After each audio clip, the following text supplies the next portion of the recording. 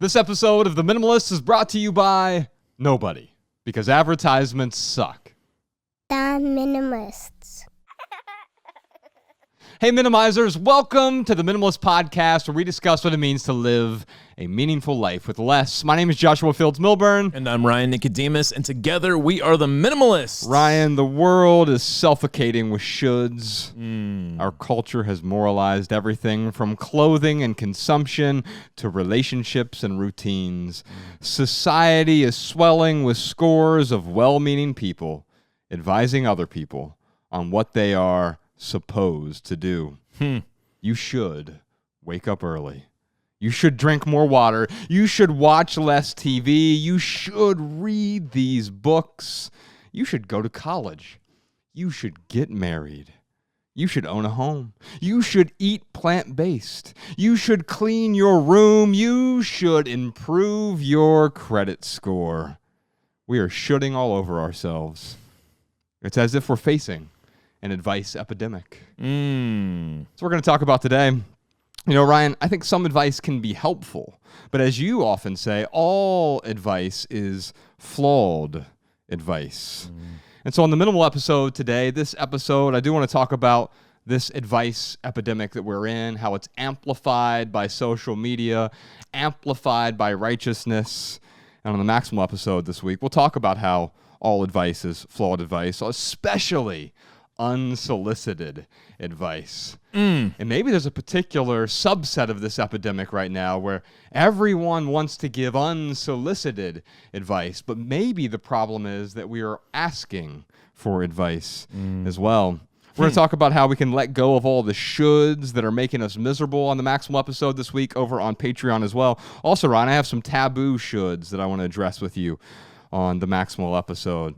We'll talk about vaccines. You should get vaccinated. You shouldn't get vaccinated. We're going to talk about all these. You should vote. Voting is one of these shoulds that gets heaped onto us. And also... Ooh, I sense like a fun disagreement coming on. I think so. With voting. Yes. Yes, well, it depends on what you think we should do. Also, fist fights. I punched someone for the first time in 20 years recently, last month. And I want to talk about that. But I'm going to save that for Patreon. Patreon.com/TheMinimalist. Every Thursday, we do a very long maximal episode. But today, on the minimal episode, we're talking about the advice epidemic. And Ryan, we've got some questions here. Let's start with Mike's question from Facebook. Let's do it. What possesses some people to insist on giving others unsolicited advice? Man, I'll tell you, I think what's happening today, because of social media, like you said, it is amplified. There's a lot of virtue signaling going on. And it's funny because when I see someone else give someone some unsolicited advice, usually it's based from a judgment. And what do we say about judgments? Judgments are but a mirror that reflect the insecurities of the person who's doing the judging. So really, the unsolicited advice, it's not saying, here's what you should do. It's basically saying, here's what I should do. Yes. And I'm going to project that onto you because that makes me feel better about the decisions I make for myself. I saw a Thomas Sowell quote recently. He said, politics is when you take your desires and prescribe them to everyone else. Yeah. And that's the same, that's the should thing as well, right? And so the virtue signaling is a fascinating response to this because, well, virtues seem virtuous, right? But when we think about, well, what does that even mean? It starts to mean, well, this is good, this is bad. And so the judgment thing is what? You are wrong, I am right, and therefore I must impress upon you, I must convince you or persuade you that here is the right way to live. Mike, your question was fascinating to me because I think if we even remove the word unsolicited, because I do want to talk about that on the maximal episode, the unsolicited part, we've got some questions around that. But if I were to remove the word unsolicited, what possesses people to insist on giving others advice? Maybe part of the problem is we feel so compelled to simply give advice because so many people are also asking for advice without trying to. What does that mean? Oh, I want to abdicate my own responsibility of diving into this. Because if I say, hey, Ryan, what should I eat? Who should I vote for? What should I do? Should I buy a home? Should I go to college? And you say, yes, Josh, you should go to college. And then it doesn't work out for me. Well, stupid Ryan. This is all his fault. It's not my fault. It's his fault. I did the wrong thing. Yeah. And so I want to talk about right and wrong and should and shouldn't, but I want to do it through the lens of this essay that I wrote a while ago. This came out, I don't know, maybe 6 months ago. It's called The Advice Epidemic, which is also the title of this episode. You'll put a link to this in the show notes so you can read it as well. The urge to convince others is overwhelming. On the surface, it appears virtuous to help, to instruct, to coach, to guide, to motivate. Giving advice gives the impression of nobility, as if we have an obligation to ameliorate the plight of the world, to assist people headed the wrong way, to point them in the right direction. We are all middlemen in the middle of a self-help epidemic. Just look at social media, overnight experts espousing advice. You should wake up early. You shouldn't eat that. You should embrace change. You shouldn't get anxious. What a weird sort of bit of advice there, right? Don't get anxious. Oh, thanks. That helps. Right. Oh, why didn't I think of that, right? Yeah. So you shouldn't get anxious. You should change your habits. You shouldn't wear socks with sandals. But that one actually is true. Yeah, kind of. Yeah, I got a point there. Although I see all the kids now, they're all wearing the Yeezy sandals with their socks. Is it cool now, Danny? By the way, we've got our studio audience in the house today, ladies and gentlemen. Sean's the only one not applauding. I'm a little worried about him. There he goes. Not that you should applaud. He's not feeling Sean. himself today. Yes. Podcast Sean. We got the whole studio audience here. Jordan No More, Danny Unknown, Podcast Sean, Alabama, and Immigrant. And we're all here today talking about, well, the advice epidemic. Back to this essay here. But really, there is no should. There never was. And without the sandcastle of shoulds, all advice begins to crumble in the wind. Each time we advise someone, it may feel like it's arising from a place of love. But it's actually the ego saying, I know what's best for you. Back to Mike's question from Facebook. What's the ultimate source of this? It's the ego. Yeah. It's the righteousness of the ego. It's the hubris of the ego saying, hey, look, I've figured it out.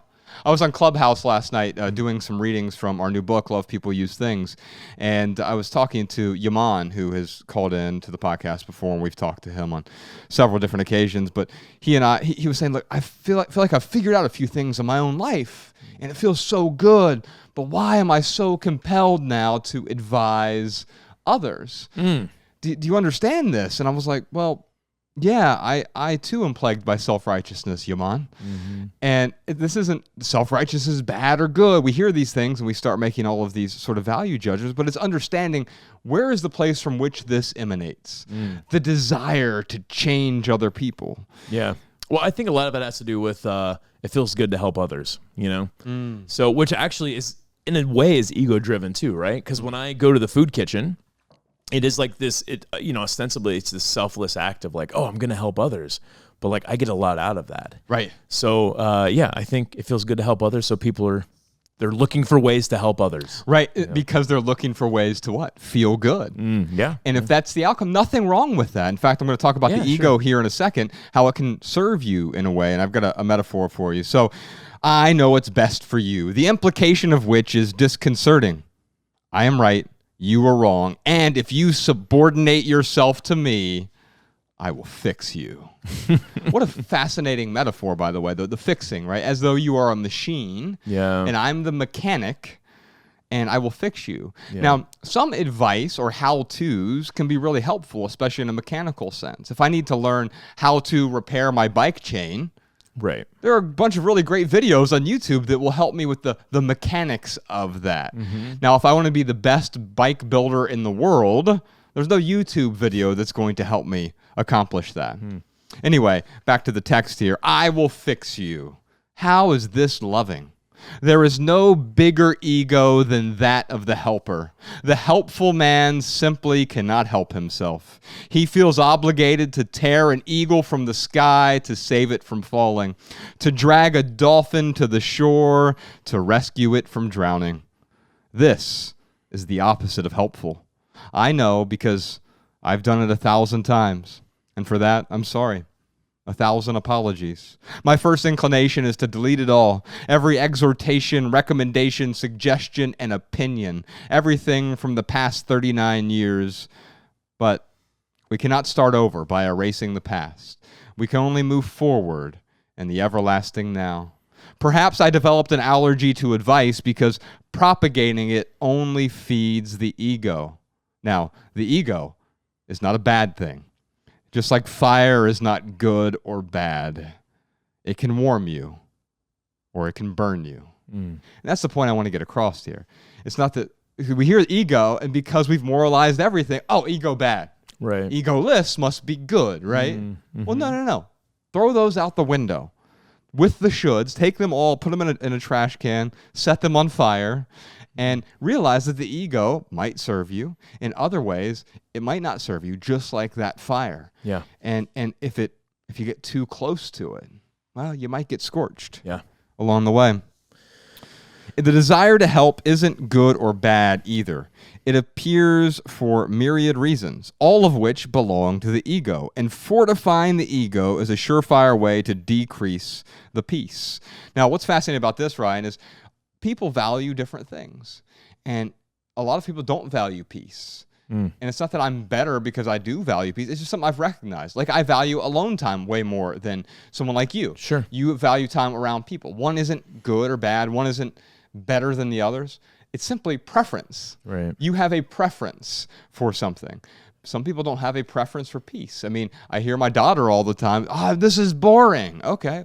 Well, she doesn't have a preference for peace as an 8-year-old, right? Yeah. Okay, that's fine. And what I can do is I could talk to her and I could say what? Oh, you should prefer peace. You should want to be more tranquil. Yeah. Now I'm shoulding on her. Right. And what is she going to do with that advice? Exactly. I should prefer peace. Like, okay. Yeah. Now what? Now what do I do? Yeah. And then what she said, well, how do I get there? Well, there is no getting there. It's already there within you, right? Because what if I said, well, the way to get peace is you eat 100 blueberries 4 times a day. Right. Well, and then it doesn't work. Well, now I've failed her as well. Yeah. Returning to the text here. To advise is to put oneself on a pedestal, a plinth upon which no sincere person rests. It necessitates we look down on others, which is an aberrant position for any human. So putting ourselves accidentally on a pedestal, that's what we're doing with all of this advice, all of these shoulds. When I was talking to Yaman last night on Clubhouse with these, I'm doing these relationship with less rooms. I'm just practicing for the upcoming tour that we have, doing some readings and Q&A. And, it's funny. He was at one point. He goes, "So what should I do?" Because I don't want to give advice, right? Like I've realized the sort of folly or the absurdity, the illusion of my desire to give advice. But now it's, well, what should I do? It says, Yaman, you realize you're asking for advice about how not to give advice. I don't have advice for you. I have some observations about my own experience, and we can talk about those things and how, in a way, my own observations can be much more helpful because I'm not saying you should do this. But if I say, here's the recipe of something that has worked for me, and when Ryan, you come in and say, here's something that has worked for me, people can recognize, oh, that may work for me or it may not. Yeah. It's like the packing party. It's like, I don't think anyone should. In fact, I think most people shouldn't do a packing party. But me sharing it and saying, hey, here's what I got out of it. Here are the lessons that I learned.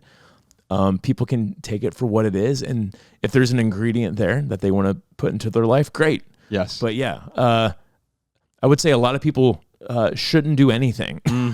Yes. Yeah. And so what's fascinating about that, the packing party is a great example of that's a how-to sort of thing, but it's much more about the understanding that you got from it. Yeah. It wasn't about tidying up your closet, organizing your sock drawer or whatever. It didn't make me happy. It's not like all of a sudden I had a packing party and then at the end of it, I was like, oh, I have found eternal bliss. Right. Yeah. It was Yeah. If anything, it made you slightly more miserable in the moment for several reasons. One is you're like, God, I have to unpack these things as I need them. Like that's adding some unnecessary friction, it feels like.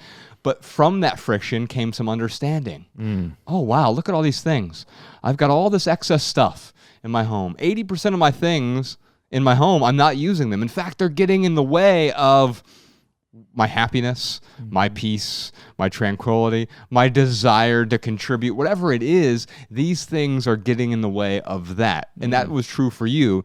And the reason this message resonates with so many people, it's not about the decluttering of the closet. That's only one aspect of it. It's like, oh, the things are getting in the way of blank. And that blank is different for almost everyone. Yeah. But it's that deeper understanding. Let me finish up this essay here. We're almost through it. So, advice. No, I don't want to help you. I don't want to not help you either. I want to love you. Love requires speaking the truth and remaining neutral as to whether it, quote, helps anyone. If it helps, that's fine. If not, that's fine too. The reception is up to the recipient. The truth is exposed through honest observation, through seeking and awareness, through an examination of obstacles and a deeper understanding of the way things are. Let's pause on that for a moment, Ryan. We're talking about shoulds right now. The reason, back to Mike's question, why do we insist on this so much? Because we're so discontented with the way things are in our own life, in our own existence. And if I could just change these 43 things, or these 7 things, or this one thing, this object A, then all of a sudden, life would be grand. It would be wonderful. It should be that way because I'm so discontented with reality. I know in a moment we're going to talk about perfection, and I want to bring that back up again. The end of this here. To be clear, this is not a recommendation. I don't think you should do anything. I'm not arguing my point in this missive, nor am I urging you to comprehend my message. I don't hope to convince you of anything. The moment we try to convince someone, we have lost the plot. To convince, to influence, to prove oneself, these are all ribs lining the same umbrella. The truth does not require persuasion, coaxing, or coercion. It is the truth, whether you're convinced or not, as is love. We have a question from Megan in Boston. I live with my grandfather, and while he and I are both pretty minimalist in ideals, it must have skipped a generation because his kids, my aunt and uncles, are not. And they have all of their stuff, not all of their stuff, but a lot of their stuff still at my grandfather's house. Do you have any tips or suggestions on how to navigate with them cleaning out the house for both me and my grandfather's sanity? Ryan, what's your advice for Megan? I don't have any advice per se, but I do have some observations. It sounds like her aunt and uncles are using her grandfather's place as a storage unit. And that is, well, at least for Megan and her grandfather, it's unacceptable. And maybe. Is it unacceptable for the grandpa is the question I'm wondering. It sounds like it is through this message. Yeah. But what if he's not bothered by it? Yeah, it's worth asking. Well, yeah. I mean, there's a couple of different ways he can feel about it. Yes, he could be offended by it and look at it. I can't believe, my kids are using my house as storage.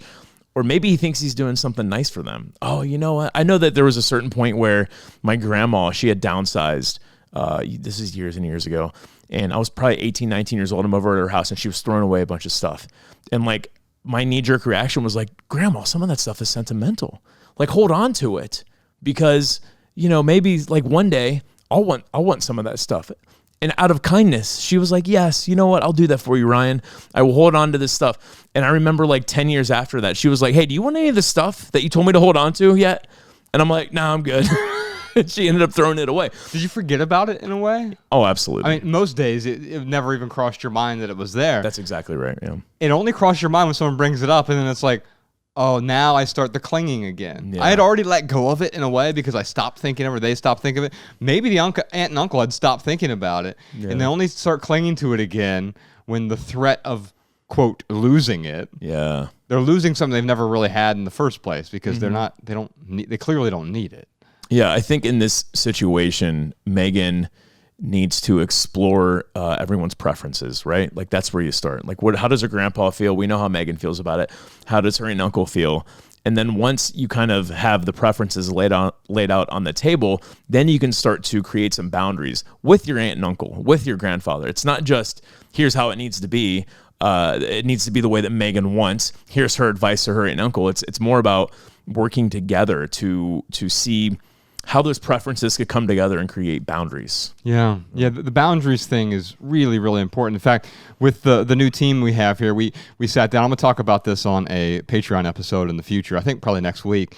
We set up these 17 different boundaries. Well, why do we set up boundaries? Not because I want to say no. But these weren't even proscriptions. They're not saying don't do this. We're saying, hey, here are some things that we as a team and as individuals, we may want to avoid these. Well, why? Because in a way, if we don't have any boundaries, we don't have any freedom. Right. And right now, what's happening is the aunt and uncle are inadvertently, accidentally treading on Megan's and grandfather's freedom. Yeah. Or at least Megan's for sure, right? Yeah. And part of this has to do with our own expectations. If you have an expectation that they don't dump their stuff at your house, then of course that stuff's going to make you miserable. If the grandpa's expectation is, I really want to hold on to this stuff for them because I feel as though they need help, then maybe it's actually bringing him some sort of joy in some roundabout way. Yeah. So ultimately, as Ryan said, especially examining those expectations, that'll take you a whole lot farther than saying they should or they shouldn't have the stuff at Grandpa's house. Although, Megan, if you want to bring them to our Boston event, we're getting ready to go on tour. It's called the Love People Use Things Tour. Podcast Sean, if you could reach out and give her a few tickets, if you want to bring the aunt or uncle or maybe even both, or maybe grandfather would like to come as well.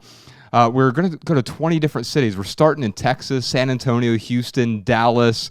We'll be on the East Coast in Boston and New York and D.C., We're going to be in, a bunch of different places. Orlando and Nashville and Atlanta and Phoenix and Denver off the top of my head here. Where else are we going to be? Oh, Salt Lake City, Vancouver, Toronto, L.A., San Francisco, Seattle. We're going to be all over the Midwest as well, Toronto and Chicago and Columbus, Ohio, back in our home state, our birth state, the birthplace of aviation and the Minimalists. Where else we're going to be? We'll be in Minneapolis and a few other places as well. theminimalists.com/tour if you want to grab some tickets. We're going to give a live talk about minimalism, do a reading from our new book, a live version of the Minimalist podcast as well. Plus, we'll answer a bunch of your questions. theminimalists.com/tour. Megan, we will see you in Boston. Ryan, what time is it? You know what time it is? It's time for the lightning round where we answer your text messages. You can text your questions and comments to 937-202-4654. Yes, indeed. Those texts go to both of our phones. We do respond to as many people as we can, and occasionally we respond to folks here on the podcast. Now, during the lightning round, so Ryan and I do our best to answer questions with a short, shareable, less than 140-character response. We put the text to these minimal maxims in the show notes so you can copy and share our pithy answers on social media. And thanks to our good friend Jessica, Social Jess, you can find all of our minimal maxims now at one place, minimalmaxims.com. We have a question here from Holly. How do we critically evaluate all the shoulds out there and take what works for each of us? So I getting back to the perfection thing. I had texted you this morning. I'm like, what about this minimal maxim? What is it? Perfection is the enemy of progress. Yes. Yeah. And then I realized that was Winston Churchill's quote, so I can't really claim it as my own. You're basically Winston Churchill when we think about it, though. Right. Especially when I'm at Ramsey's with a cigar and a glass of bourbon. Well, and then you had texted back, and you were like, oh, this will be a fun disagreement with, which I don't know how a disagreement can be fun, but I'm open to it. We have fun disagreeing all the time. You know how it can be fun? Especially when we have TK Coleman here. Oh, yeah. The three of us, it's almost like we disagree until it all sort of melts into one agreement. Yeah. Well, it's funny how we agree on where it ends. It's the path to get there. Ooh. Is we just take a bunch of different paths. But you had texted me. You were like, well, if anything, I think the opposite is true. Yes. That progress gets in the way of perfection. Progress is the enemy of perfection. Yeah, and the reason you can tweet that podcast, Sean. the reason why I bring this up is because Holly's looking for this perfect list of shoulds. There's no such thing as a perfect list of shoulds. Right. But what she's doing, she's getting caught in this analysis phase of like, well, I don't want to do the wrong thing, so I want to have the perfect list of actions before I actually take any actions. And at that point, that's where I thought of this quote. Oh, well, this perfect list is getting in the way of you taking action. Right.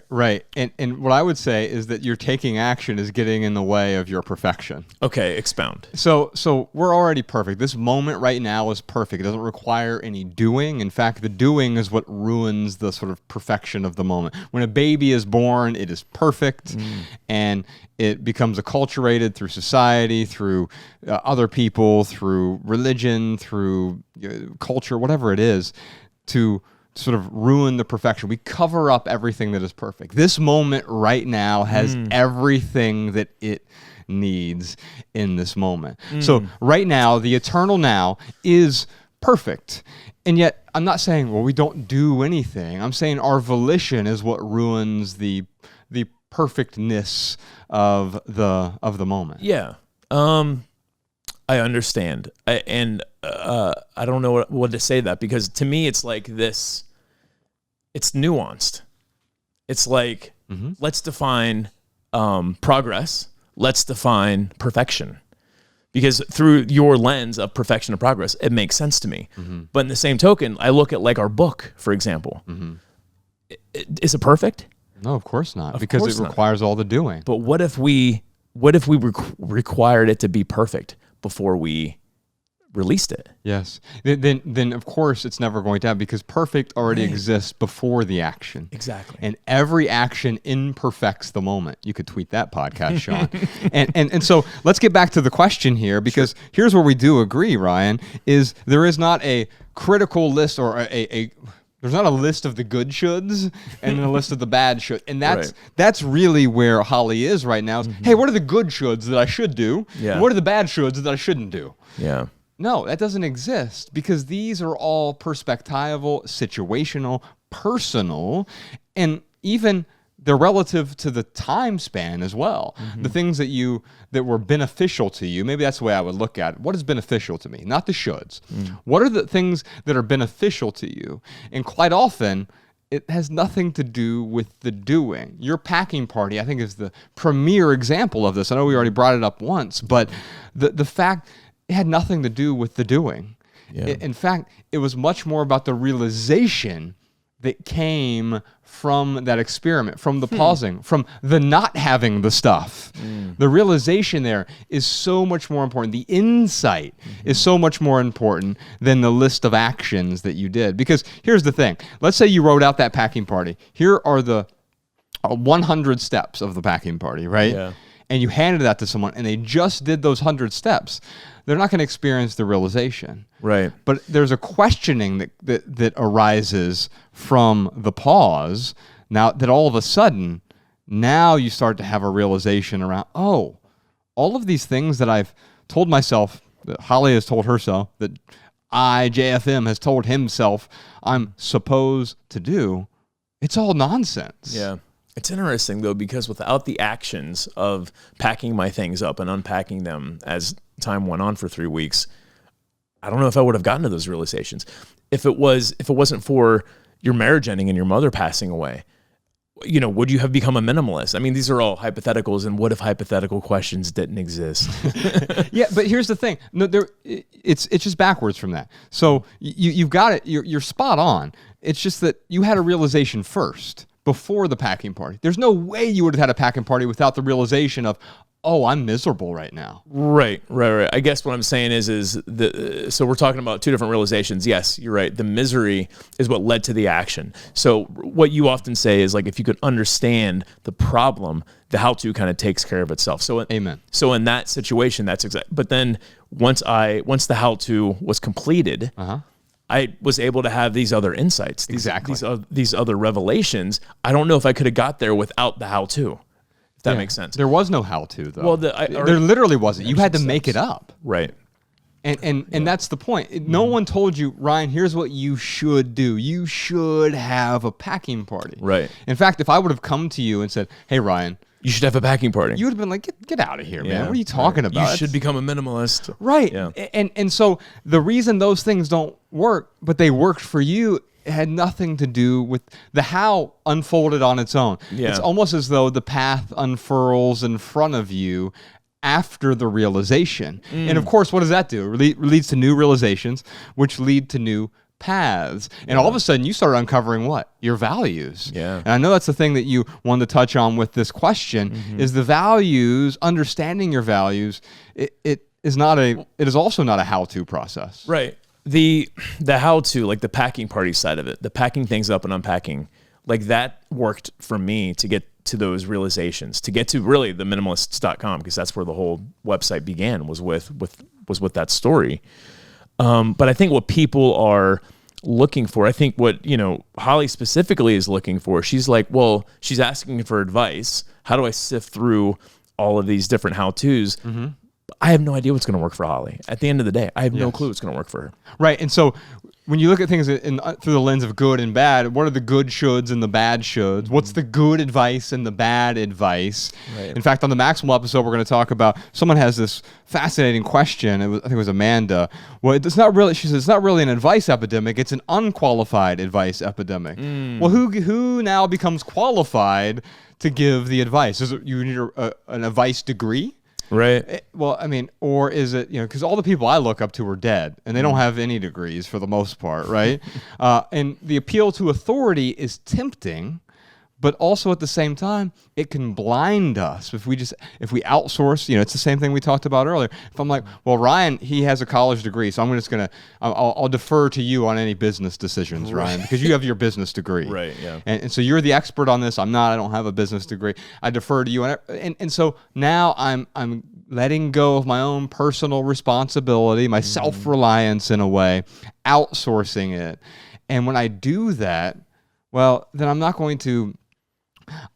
I'm also outsourcing my understanding. And as soon as we do that, we're in for a world of hurt. There is no one can help you understand. No one can help me see what my values truly were until I went through that process by myself. Bingo. But that process, it worked for me.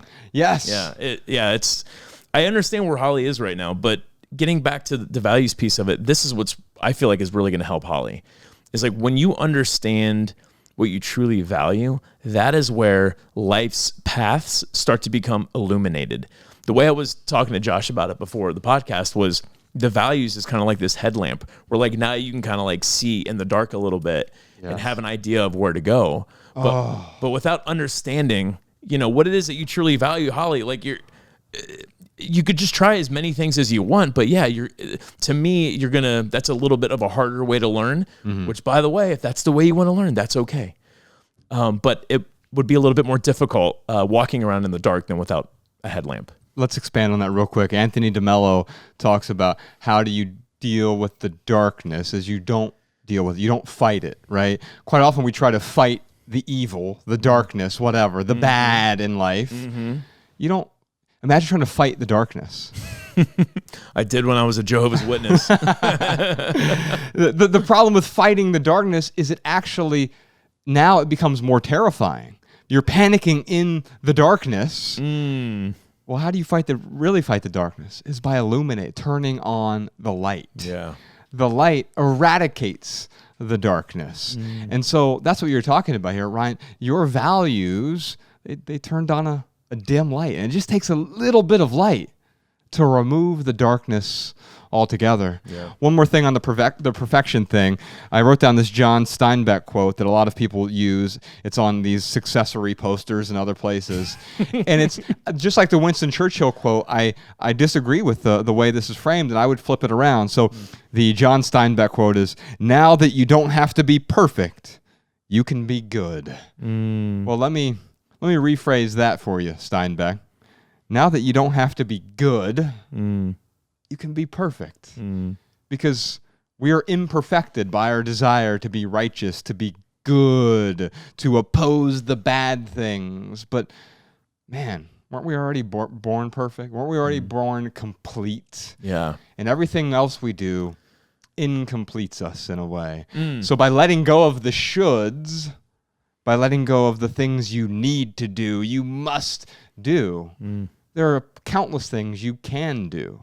There's a list of coulds. And so turning those shoulds into coulds is the best way to realize, oh, wow, there are infinite things I can do. Yeah, that's actually my pithy answer. There are no shoulds, only coulds. Totally ripped that off from you, but it's true. Amen. Yeah. Well, Ryan, we got a bunch more to talk about, but first, what do you got for us? Here are some voicemail comments and insights from our listeners. Check them out. Hi, I'm Grace from the Bay Area, and I just wanted to make a comment on your sustainable living episode. So I started my minimalism sustainability journey a year ago as a sophomore in high school, and recently I've actually realized that making my own beauty products has made a positive impact on my life and my self-care routine. Everything is natural, and it also builds a nice relationship because it takes more time and you'll use less products that are maybe not useful in your routine. Hi, my name is Lori. I'm from the Chicago area. I wasn't able to come to the event in Chicago, but I did listen to the podcast of it. And I come from a long line of hoarders, even though I don't struggle with accumulating stuff myself. And I wanted to talk to the woman who had said she was having trouble getting rid of things because she didn't have a car. One thing I've noticed is that many times people who struggle with too many possessions have plans, specific plans for those items. You know, you might hear someone say, I can't get rid of those doilies because I'm giving them to Aunt Sally, or, you know, I'm keeping the paper towel tubes because I'm going to bring them to the local preschool for crafts. But that day never comes, and you just keep holding on to it. A side note here is that we often make plans for our things, not just to hold on to them longer, but because we attribute more value to those items than they actually have. But that would be a whole other comment. So for people who struggle with stuff, I just recommend being really honest with yourself about the plans you have for those items. They may sound altruistic, but it may just be like a veiled way of excusing yourself to continue to keep those items. So I recommend just pack it all up, donate it all to Goodwill or the Salvation Army, or have somebody come and pick it up. And whoever's meant to have those items will find them. And you can just let go of that responsibility of feeling like you need to find the perfect home for it. And then you won't be able to use logistics or lack of time as an excuse to hold on to things. All right, y'all. We got a bunch more surprise questions this Thursday over on Patreon. That's the Maximal episode on the Minimalist private podcast. Patreon.com/The Minimalists. But first, real quick, for right here, right now, here's one thing that's going on in the life of the Minimalist. Ryan, in about a week, we have a brand new month that is starting. And when a new month is approaching, it's a new opportunity to let go. We've had tens of thousands of people play the 30-day minimalism game. If you saw our last film, we also called it the Less Is Now Challenge. And you can see their photos of people letting go from all over the world, tens of thousands of people. But you can also download our free minimalism game calendar. It's over on the resources page on our website. If you just go to theminimalists.com, click on resources at the top, we have a bunch of free resources over there, including this calendar you can print out, and it shows you how many things you've gotten rid of throughout the month. So on day 1, you get rid of 1 item. Day 2, you've gotten rid of 2 items, but then there's a tally. Okay, now I've gotten rid of 3 items. Day 3, you've gotten rid of 3 more items that day, but 6 items total, so forth and so on.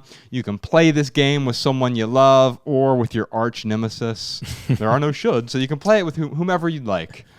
It's a great point. Yeah, the 30-day minimalism game, theminimalists.com/game. You can read more about the game there as well. You can download the free calendar on our website. For our added value this week, I thought we would listen to the new title track from The Killer's new album. They came out with a surprise album.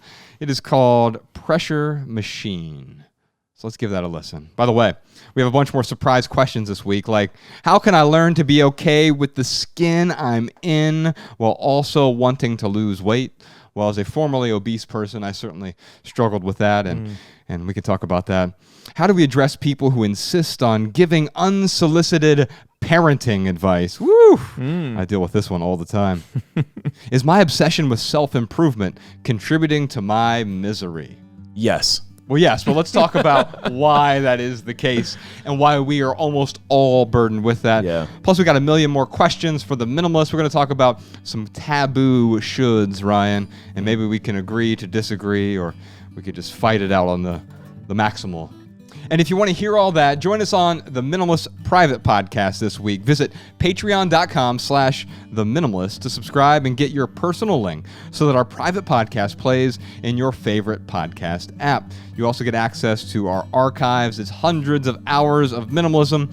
Our Ask the Minimalist sessions are over there. We do a monthly Ask the Minimalist session, about 50 of them out there right now. And our Patreon community, thousands of other people who support this podcast and keep it 100% advertisement free. By the way, if you can't attend one of our tour stops, if you're one of our true fans or our VIPs over on Patreon, you get access to all of our live events. We've had 9 tours in the past. Many of them have been filmed or recorded. Access to all of those live events and any of our upcoming live events you'll have access to as well. You can follow The Minimalists on Facebook, Twitter, and Instagram at The Minimalists. Come to one of our live podcast shows. Visit theminimalists.com/tour to find a city near you. If you have a question, comment, or minimalism tip for our podcast, email a voice memo to podcast@theminimalists.com. You can comment on this episode at youtube.com/theminimalists. And if you want our show notes in your inbox, sign up for our email list. It's free. theminimalists.com. You'll also receive our simple Sunday emails whenever we send those. And if you leave here today with just one message, let it be this: love people and use things, because the opposite never works. Thanks for listening, y'all. We'll see you next time. Every little thing you think that you need, every little thing you think that you need, every little thing that's just feeding your greed. Oh, I bet that you'd be fine without